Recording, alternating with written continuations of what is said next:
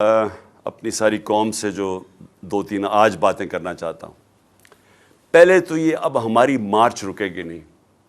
हमारी हकीकी आज़ादी की जो तहरीक है वो रुकेगी नहीं, वो इंशाल्लाह और ज़ोर पकड़ेगी।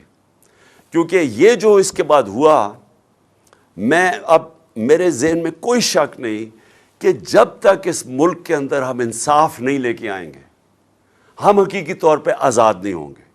और हम हकीकी तौर पे जब तक आज़ाद नहीं होंगे, ये मुल्क में खुशहाली नहीं आने लगी। ये अगर किसी का ख्याल है कि जंगल का कानून हो और मुल्क खुशहाल हो जाए, ख्वाब के अंदर तो ऐसे हो सकता है, या लोग ख्वाब दिखा सकते हैं, लेकिन जो दुनिया का माशरा तरक्की करता है वहाँ सबसे पहले इंसाफ कायम करता है।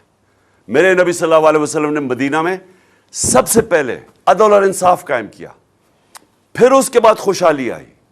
अदल और इंसाफ इंसानों